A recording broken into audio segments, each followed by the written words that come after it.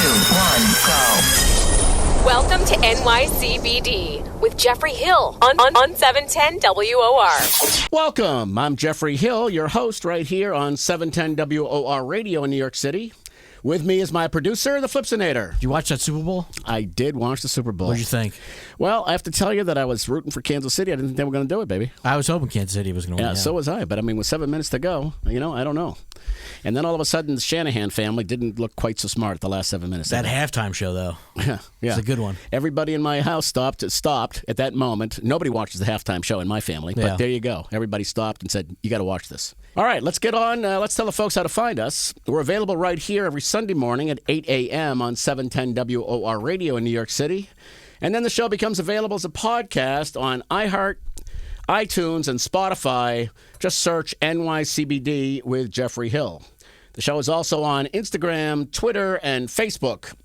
And we're shooting the show live with any number of video folks around us here. So take a look at our YouTube channel at NYCBD Official. That's at NYCBD Official. All right, let's tell the folks about the 4 segments of our show. The first segment is called Cannabis in the Tri-State +1, and the +1, of course, is Massachusetts, where I'll update you on key cannabis issues in all 4 states. The second segment is called Stunning and Amazing Facts, what I consider to be the most relevant issues and opportunities in the space since last week. Each segment is called It's a stunner. It's a stunner. I know we have a guest, but I'm not going to put him on the spot. Yeah, I know, Jeremy. If I had said, we're going to introduce Jeremy in a minute, but I'm going to put him on now. If I had said each segment is called would you have gotten it? I think so. Okay, there you go. He told me he listened to a couple of shows before he came, and I'm not sure if he did or not. All right, the third segment is called Today's Guest, and we are thrilled to have a gentleman that you've just heard a little bit about, Jeremy Feldman, with us. Jeremy is co-founder and brand director of an exciting new firm called Pet-Ness. Jeremy is a master dog groomer and trainer by background, which has taken him into the CBD business, where he is now the co-founder and brand director of the company. Jeremy has made himself an expert on the endocannabinoid system for pets, has blogged about it quite a bit, and has a fascinating business. So welcome to the show, Jeremy. Thank you. I'm very excited to be here. All right. Well, we're thrilled to have you, and we're going to probably go to you during the show, if you don't mind, and ask you for a point of view or two as we go. How's that sound? Anytime. All right. Lastly, we're going to end the show with our 4th segment called Your Messages, where Flips has gone through all the thousands of messages that we get every week. And I always pick the best ones. Yes, you always do. And we usually have time for one message towards the end of the show. We've got a good one for today, and we'll take you through that and provide our best perspective. All right, we'll be back with the first segment of the show, Cannabis in the Tri-State +1, right after this. Are you waking up the day after a workout, tennis match, or even a long walk just feeling it? Introducing CBDeliveryNY.com to help you live the life you know you can. They carry superior CBD made from the highest quality hemp, grown and harvested under the strictest regulations. Their sales force, certified trainers, physical therapists, and yoga teachers, all of whom have gone through rigorous education, helping them to understand what the power of plants can do for your overall wellness. So start 2020 off right. Try one of their New Year's product bundles. Go to CBDeliveryNY.com. That's CBDeliveryNY.com to find out what the power of plants can do for you. Welcome back to NYCBD with Jeffrey Hill right here on 710 WOR Radio in New York City. Don't forget I write a blog at medium.com/@JeffreyHill2. That's medium.com/@JeffreyHill2, where we try to get deeper into a number of the issues that we discuss on the show. We also have full social coverage on virtually all social channels that you can imagine at NYCBD Official, including our YouTube station. So take a look if you'd like on YouTube.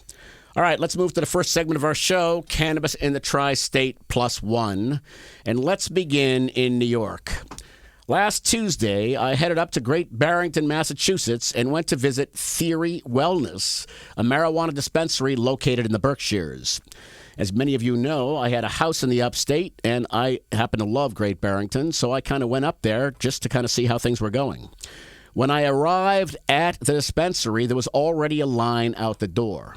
What time of day? That was 11:30. In the morning? Yes, in the morning. Wow. And by the way, I think they're often running out of cannabis by 1 o'clock in the afternoon. Damn. The legal dispensary is about a 45-minute drive from Albany and 6 miles from the border of New York. A quick glance at the license plates in the parking lot on this particular day showed that just about every customer had come from New York, where cannabis, as you all know, remains illegal for adult use. I talked with Michael Lawton, who makes the drive here about once a month from Schenectady. He says he has been using cannabis as a replacement for the sleeping meds his doctor has recommended. I would say 40% of our customers are coming from New York or Connecticut, said one of the sales folks at the dispensary. Business is apparently booming since it opened a year ago, even with a 20% tax there. In the last year, they've done roughly $40 million in volume out of a single dispensary, right? Just on the recreational side alone. Now, when I say the recreational side, in Massachusetts, there are dispensaries that can be medicinal only or medicinal plus recreational. So we're just talking about the recreational side alone. Let me put that into perspective. A typical dispensary in an adult use state, call that Colorado, Michigan, Oregon, etc., does roughly $8 to $12 million annually, right, in adult sales. So here's an operation that's doing 3 to 4 times that. That includes about 200,000 unique customers from all over the globe, as well as virtually every state who comes through there. According to the Massachusetts Cannabis Control Commission, last year, the first full year of legal marijuana sales, for which data was available, dispensaries did $430 million in business, resulting in about a $71 million incremental tax revenue for the Commonwealth. That number is expected to grow higher in the coming years. And New York estimates about $300 million per year if it was legalized in the Empire State. Of course, that's going to disappoint all those people in Great Barrington and a few of the other cities that are up there right on the border, because all this volume that's coming across the state line might actually come to an end. In 2015, New York approved a medical marijuana program, but it was very controlled. The program does not allow the drug to be smoked at all, which is the most common form of ingesting it. That is why Lawton said he won't enroll. Let me repeat that. He won't enroll in New York's program and instead comes to Massachusetts. With all the problems with vape pens and everything in the past few months, I'm really reluctant to try anything that is manufactured because you really don't know what's in it, he said. All right, I want to go to Jeremy for a minute on this and just get his perspective. You're going to hear quite a bit more from him as we progress the show. But Jeremy, what are your thoughts on this gentleman who literally is going across the state line to get flowered cannabis because he's concerned about buying it in New York because they don't allow flower purchases? Your thoughts? I think he has a great point. I would support him in his trip. All right. Governor Andrew Cuomo said this week... Another from Flips. I don't know how many of you have listened to every show, but we mentioned Cuomo almost every week. It's hard not to, because after all, he is the governor of New York, which is where the show is out of. And my friend here is constantly providing that wonderful reinforcement. So when he goes to the voting booth this year... I also know what you're about to say, which just really makes it... how do you know what I'm about to say? Have you read my mind? I've read the prep. You've read the prep. That's astounding. Yeah. Right? After 38 weeks, you're finally reading the prep. I'm so excited to hear that. All right, so let's go back to the governor. Andrew Cuomo said this week if marijuana doesn't get legalized in the budget due April 1, he doesn't think it will get done at all. That's miserable. Senate Majority Leader Andrea Stewart-Cousins says she believes its prospects of getting done this year are about as good as last year's, when lawmakers couldn't come up to terms and the issue fell off the table. That doesn't sound very good to me. I don't know.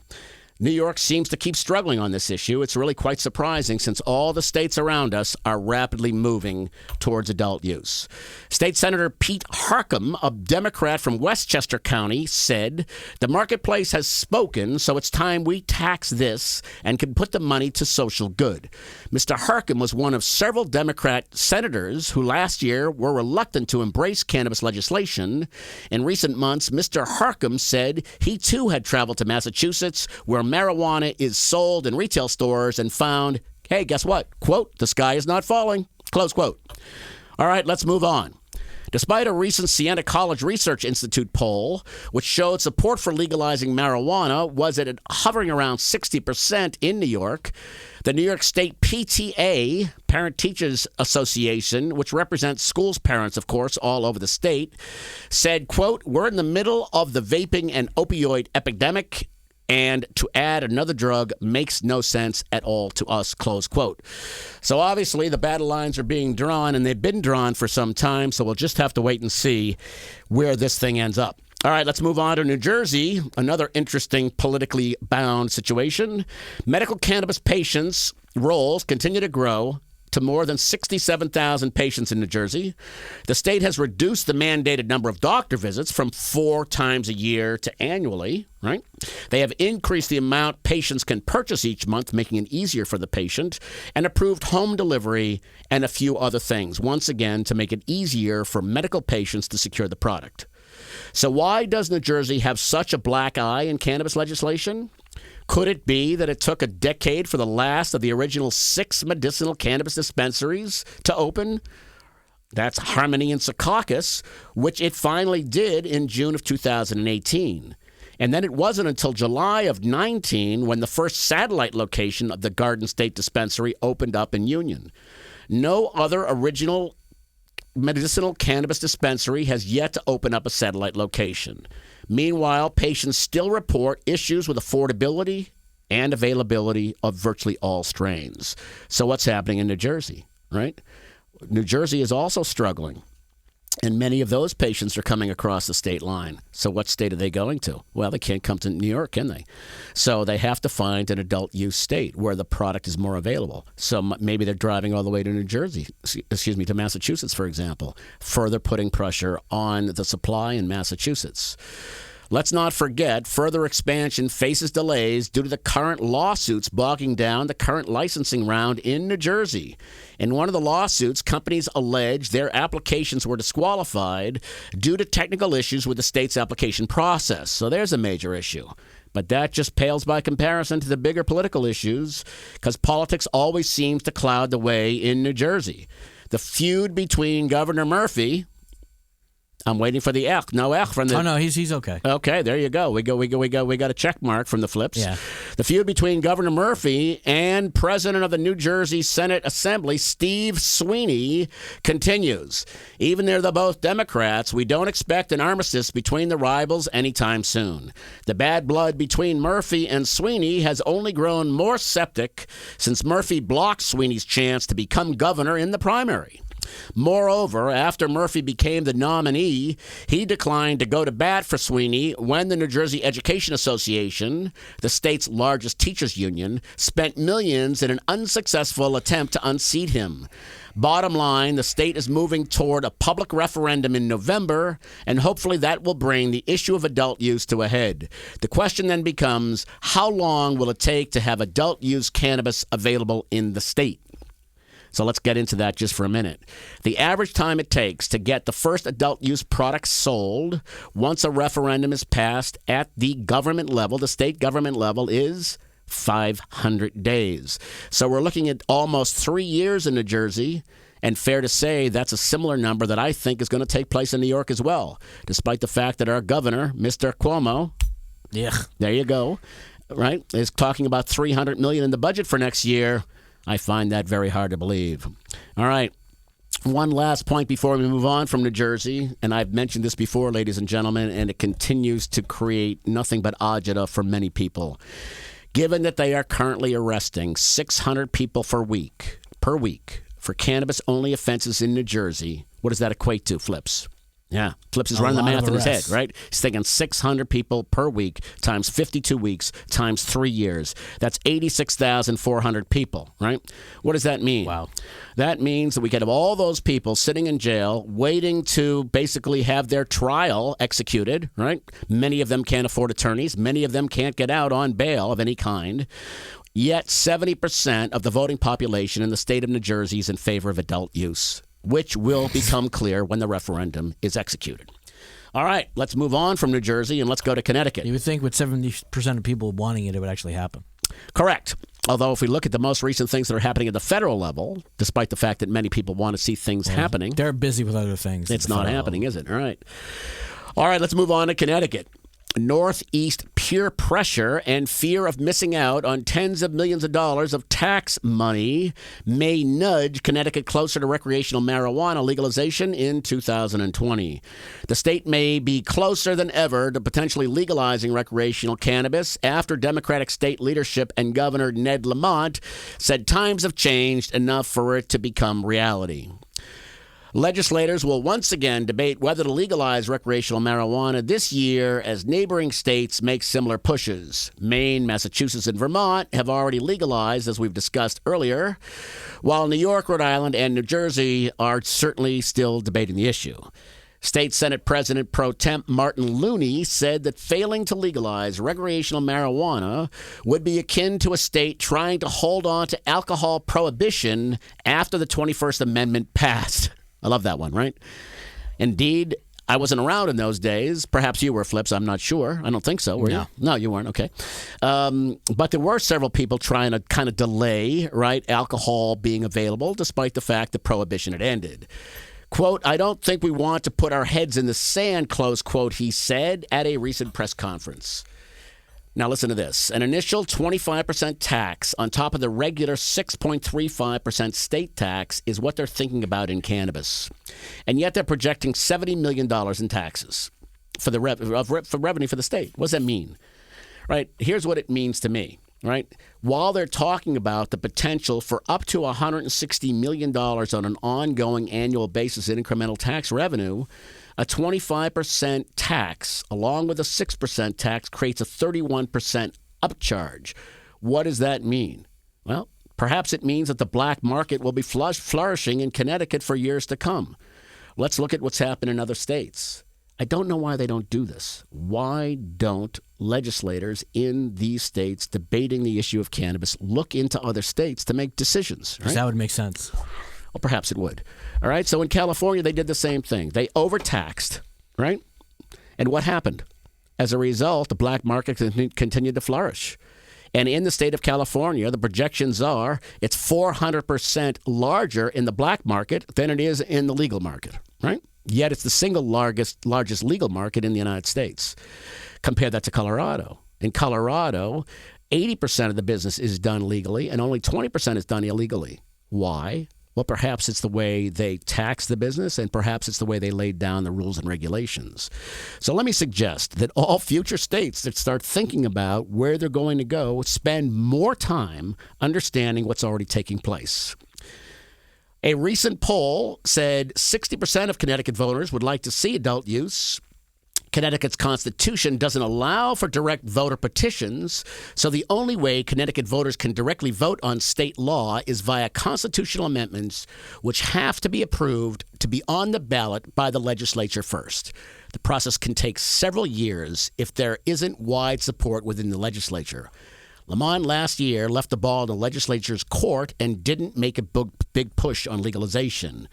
Quote, I think times are changing. Look at what all of our neighboring states are doing and the numbers of people that are driving across the border in Massachusetts. I think maybe Lamont is listening to this show. What do you think, Flips? Yeah, I think so. I think he must be, right?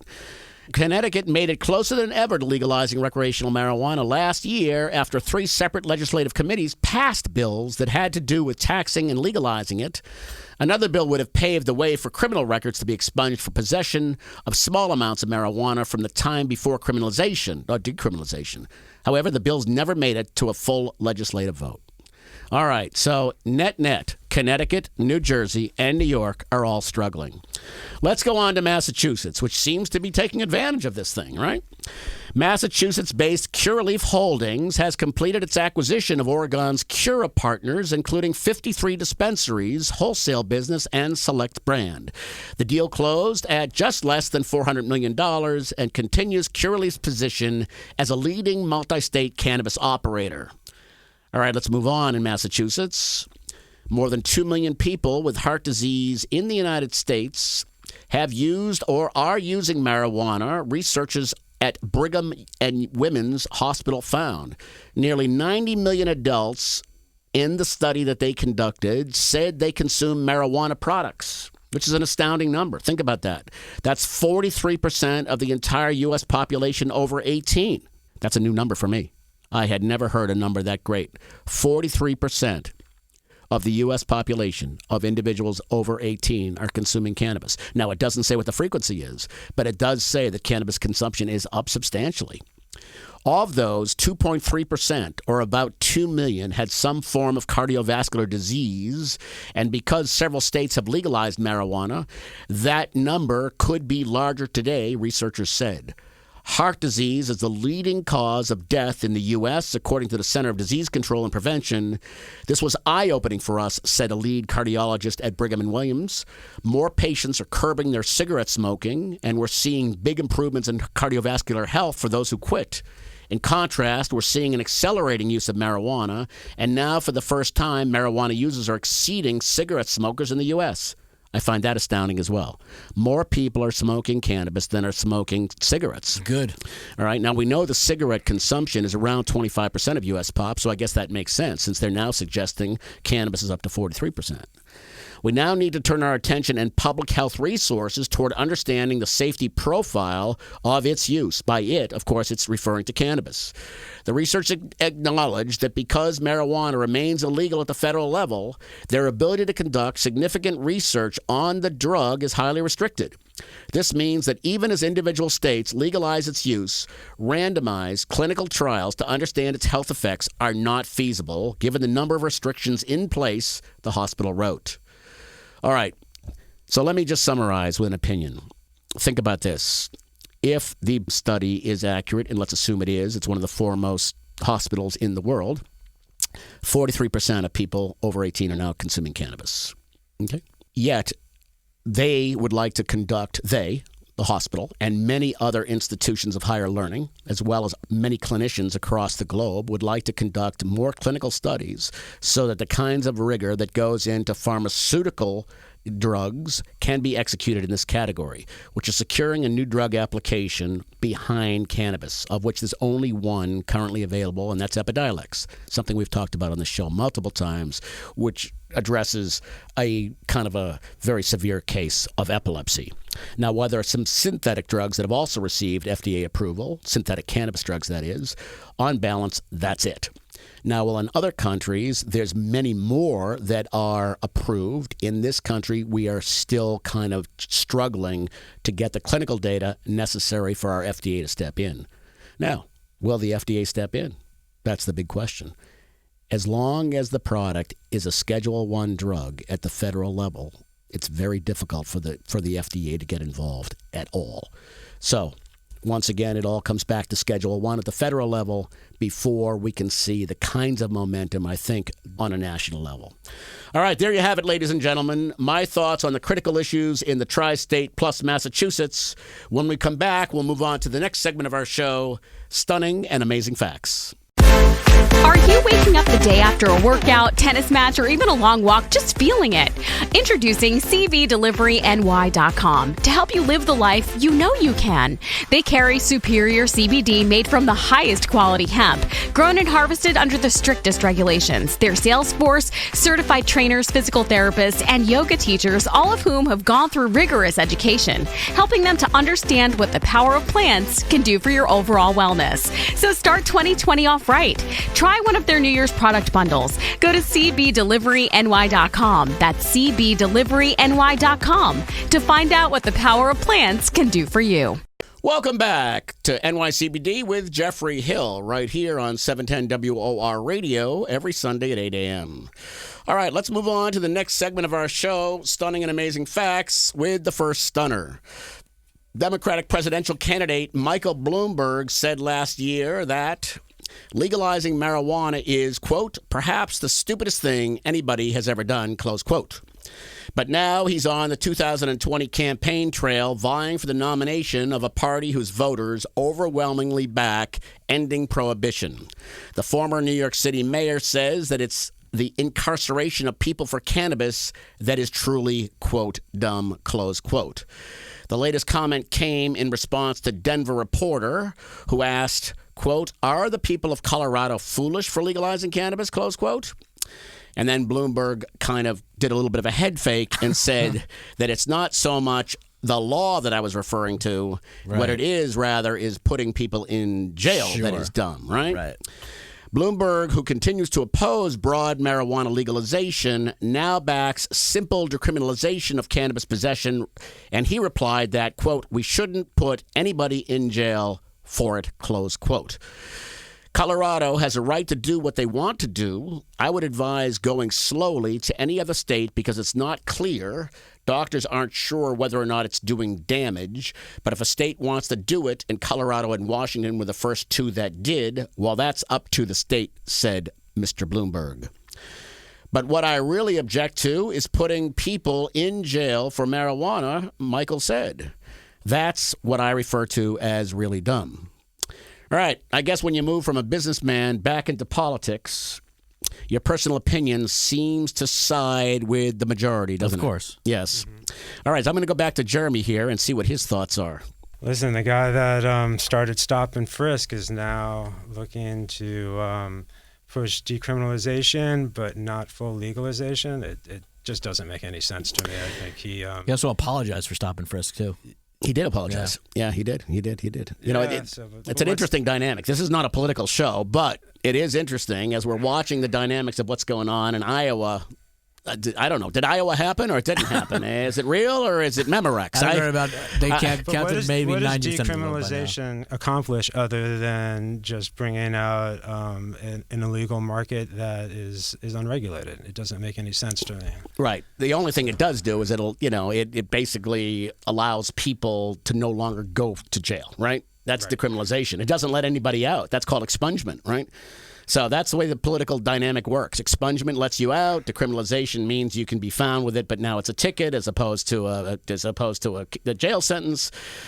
It just keeps swirling around, doesn't it? Really, right? It's better than back in the day, growing up in New York, when it was serious jail time to get caught. So, exactly right. But I still think he needs to make some serious developments in his policies towards cannabis. Yeah, there you go. And I think you're going to see some of that because he's now up to 12%, it looks like, and he just agreed to double down, right? The numbers that I saw said that he's going to double down coming out of Iowa, looking at New Hampshire. It looks like a mess to him, right? He's going to double down on total expenditures. The guy has gone from 0% to 12% as a result of basically his advertising campaign and selling his history as mayor of New York and, of course, the Bloomberg enterprise, which he built to $50 billion plus.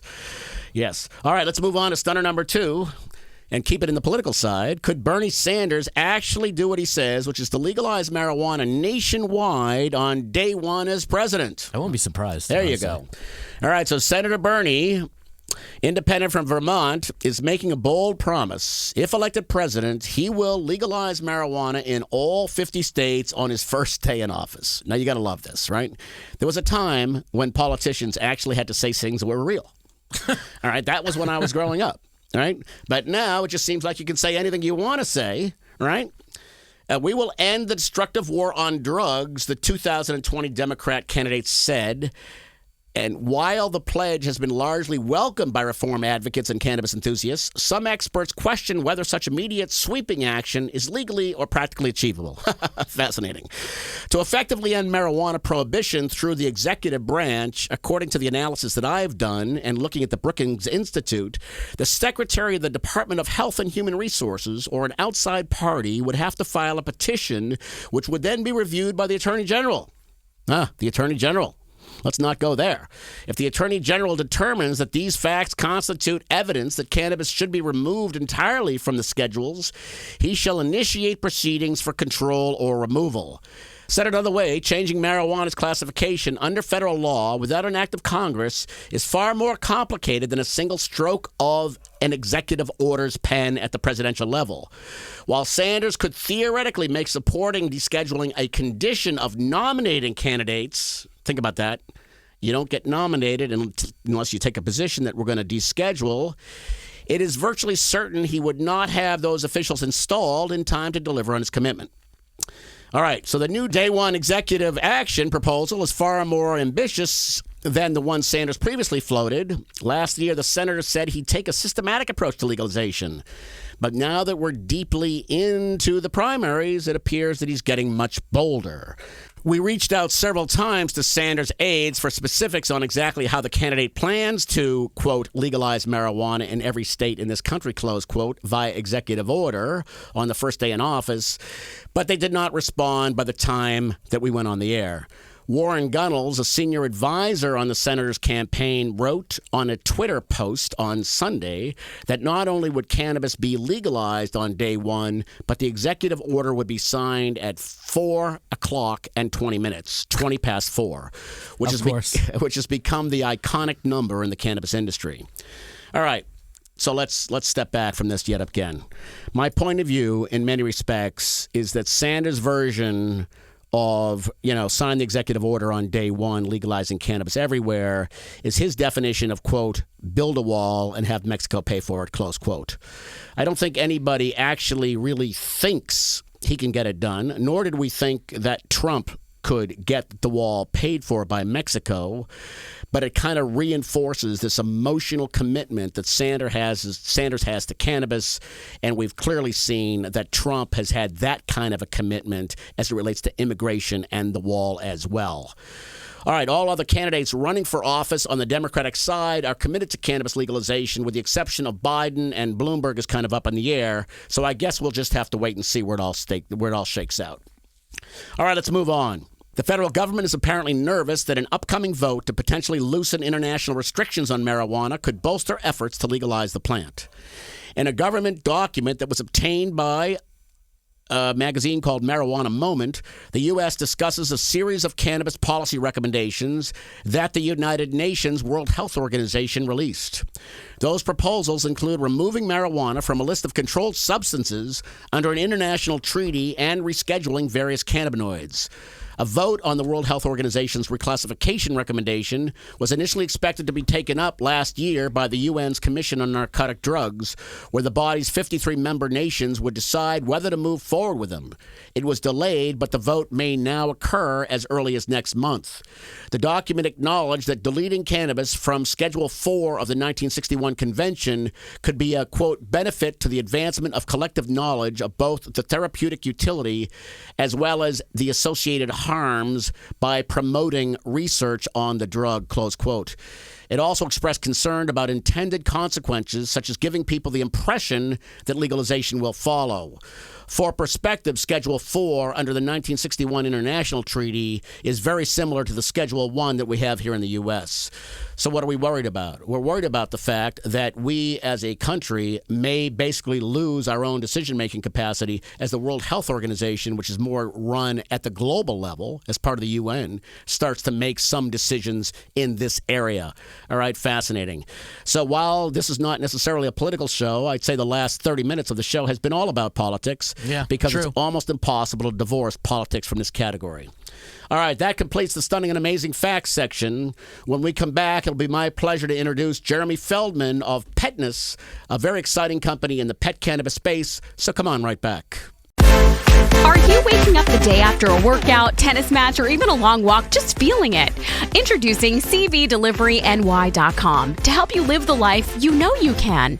They carry superior CBD made from the highest quality hemp, grown and harvested under the strictest regulations. Their sales force, certified trainers, physical therapists, and yoga teachers, all of whom have gone through rigorous education, helping them to understand what the power of plants can do for your overall wellness.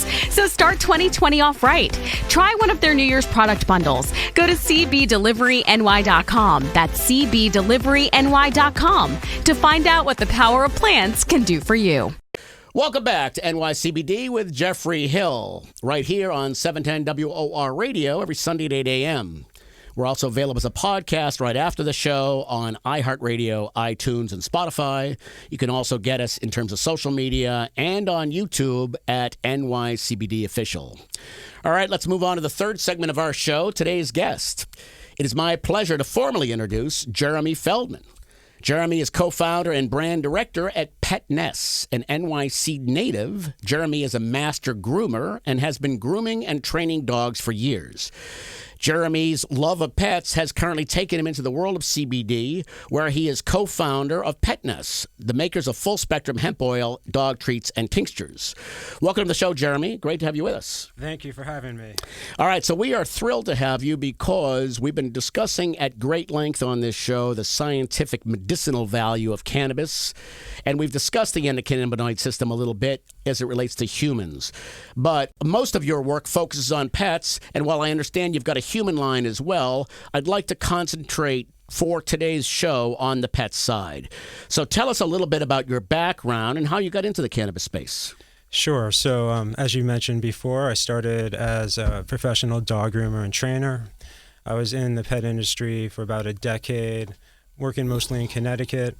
And one of the things that was the most heartbreaking thing about being a dog groomer is seeing dogs that you have started grooming as a puppy, getting older and starting to have issues, and sort of seeing how veterinarians at the time were really just treating a lot of these issues with steroids, with things like tramadol and Rimadyl. These are drugs that pet pharmaceutical industry often has been giving pets for a long time, and there's a lot of side effects that come with these drugs. What we started to see was that as CBD started to become more prevalent in our community, pet owners started using CBD instead of these pharmaceutical drugs to help dogs with a lot of sort of age issues, as well as nervousness and gastrointestinal issues. And it was amazing that CBD was really just doing everything that these pharmaceutical drugs were doing, but without the side effects and in an all-natural way. And that was one of the things that really just sparked my interest and got me going in this direction. Great. That sounds great. All right. So listen, I saw one of your blogs that Cornell, Colorado State University, also known as CSU, and the University of California have all executed studies on the effectiveness of CBD on pets. Can you share with us a little bit about what that learning is, please? Sure. So in Cornell, which is probably the best university right now for veterinarian medicine, there's a doctor of science, an investigator named Joseph Washkalag, and excuse me if I didn't pronounce his name right, but he has done quite a few studies on CBD as far as clinical efficiency for arthritic dogs, as well as the efficiency of CBD for dogs that are suffering from cancer. And what he has found has been that doses of CBD have significant improvements in dogs for all sorts of things, from brain and nervous system, joints and bones, and heart and stomach issues. And it was just really exciting to see these studies starting to come out. And then recently, Colorado State University, a doctor named Stephanie McGrath, just did this fantastic study on dogs and seizures and how CBD affected how affected dogs that had this issue.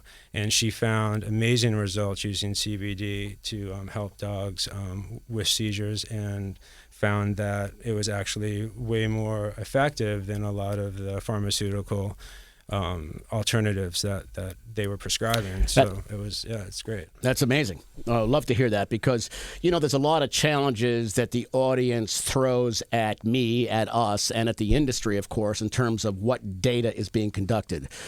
Last week, we had an extensive conversation, not only about Cornell, but MIT and Harvard, many others who were doing human testing. I wasn't aware that Cornell had moved into animal testing, so that's very, very impressive. Yeah. Let me ask you to back up a little bit and talk about ECS, the endocannabinoid system in pets. So as background for the audience, for the most part, CBD is a cannabinoid, and it interacts with the ECS, the endocannabinoid system that we all have. Cardiovascular system, endocrine system, and we have an endocannabinoid system, which many of us don't understand that much. However, let me go to Jeremy, the expert here, and talk a little bit about the ECS in pets, how it compares to the human ECS, and just kind of give us a little bit of an education if you can. Sure. So the endocannabinoid system plays a crucial role in regulating your pet's immune and central nervous systems.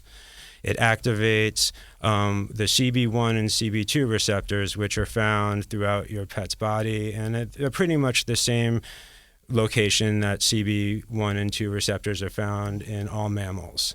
And when your pet takes CBD, it helps balance and support these systems, and they're found in the brain, in the skin, in the pancreas, reproductive organs, bones, spleen, digestive tract. So they are everywhere.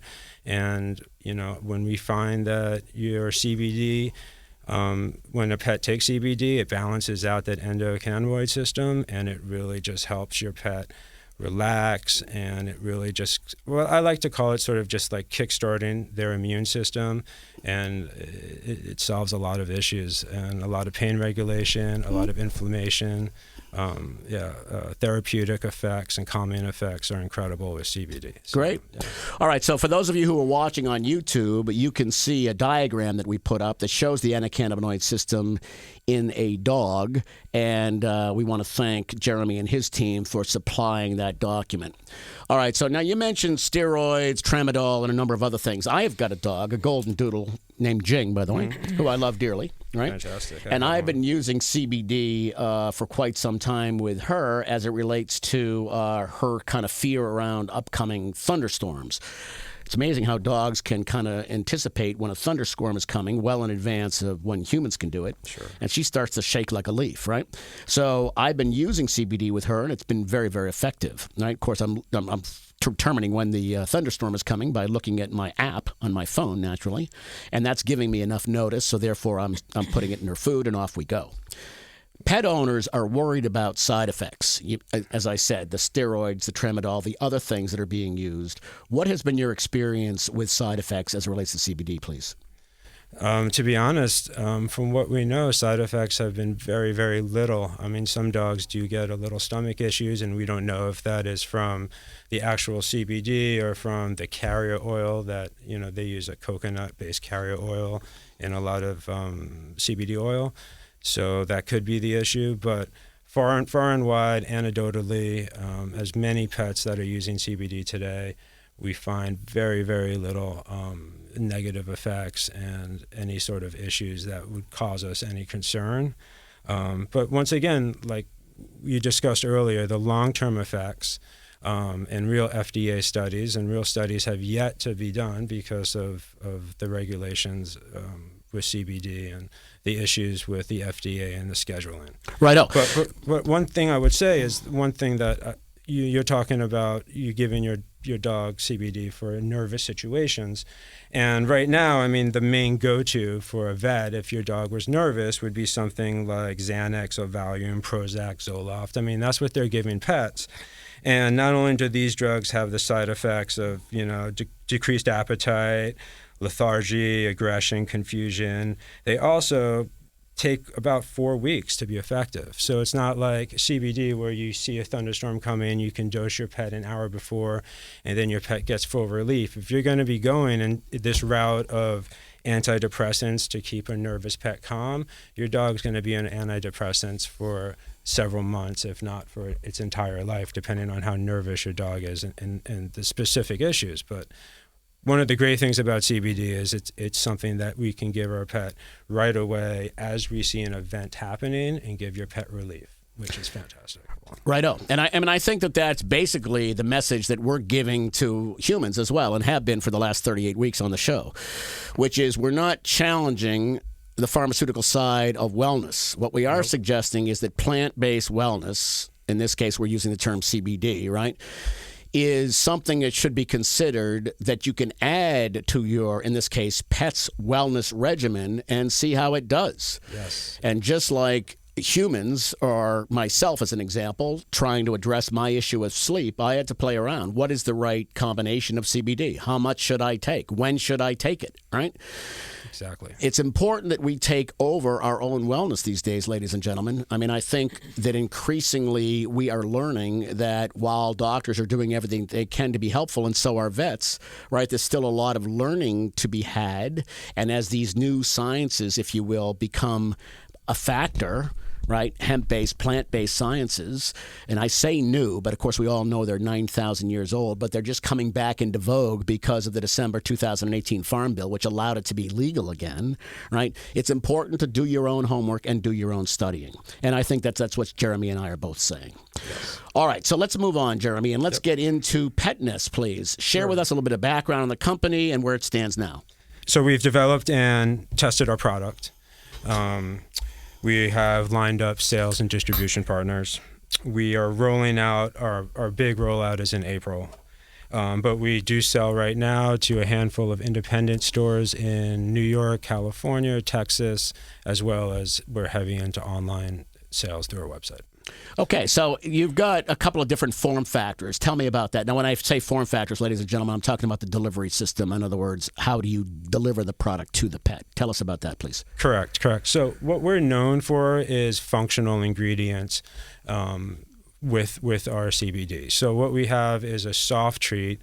We have 3 different soft treats. We have a calm soft treat, we have a mobility soft treat, and we have what we call our Thrive soft treat. And what we have done is we've taken CBD and we add different botanicals like passion flower, valerian root, St. John's wort, chamomile, melatonin, greenland mussel. So there's at least 6 different botanicals in every one of our treat that works synergistically with the CBD to form specific results. So if you're looking for a relaxing effect, our CBD treats are combined with passion flower, valerian root, and chamomile and melatonin.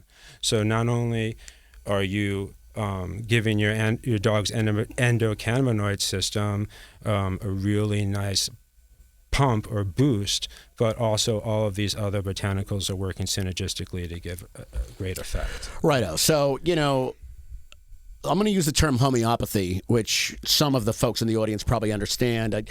We have Alchemist Kitchen has been on the show a number of times. They're one of the sponsors of the show. They're a kind of power plants, plant-based company. And homeopathic medicine, if you will, is increasingly getting time and attention from many of us because it simply works in many instances. So the kinds of things that Jeremy is doing, and correct me if I'm wrong, Jeremy, is you're kind of adding homeotherapy, i.e. a number of different plant-based substances along with CBD to create a desired effect. Is that correct? Yeah, I mean, we feel that CBD primes the pump. In other words, it gets everything going, and it activates all the cannabinoid receptors, and it starts to balance your pet's immune system. And now that it's balanced, we bring in these other botanicals, and now these botanicals can work to their full potential because they're not working off a negative. They're working off a system that is fully balanced and ready to go and ready to accept all of these other botanicals. And so now you have a balanced CBD system, your pet's feeling great, and now you're adding things like melatonin and chamomile and passion flower, and now these things are just working to their full potential. And that's what we think is one of the beauties of CBD. No, well, I think that's well said. I like the idea of kind of bringing it to a certain kind of baseline and then adding the homeopathic components to kind of bring it to full level. Exactly. All right, so let's change subjects just for a minute, and let's talk about the larger global companies that are jumping in the space. Mm-hmm. So CPG companies like, when I say CPG, I mean consumer packaged goods firms like Unilever and Nestle are either committing to the space or, in the case of Nestle, already in the space. And there's been conversation about any number of other major players entering the space. We also know that many healthcare firms are investing heavily in the space, like Johnson & Johnson and a number of others. So it won't be long before they're in the space as well. What have you been seeing or tracking in pet care? Have you seen any of the majors entering the space, and what's your perspective on that? Because of the regulations, still a lot of the majors are sitting out, or at least waiting until there's more language from the FDA as far as what's acceptable or not as for pets and CBD. But what I will say is we're excited because we feel that, anytime a major comes into the space, it validates the category and it garners more budget from buyers who want to invest in it. So we would love for the bigger players to come on and help us sort of justify our existence, and we look forward to that. So yeah. Right-o. But I would agree. I think that when the big players come into the space, and of course we know on the consumer side that Walgreens, CVS, Rite Aid, and others have all agreed to take CBD product, it does validate the space. I also think that as a business person, it kind of creates a bit of a barrier to entry for folks like yourselves and myself and others who are in the space, meaning that as long as the Schedule I issue exists, a lot of the major players are reluctant to engage aggressively. Once Schedule I is lifted, they're going to be all over the category.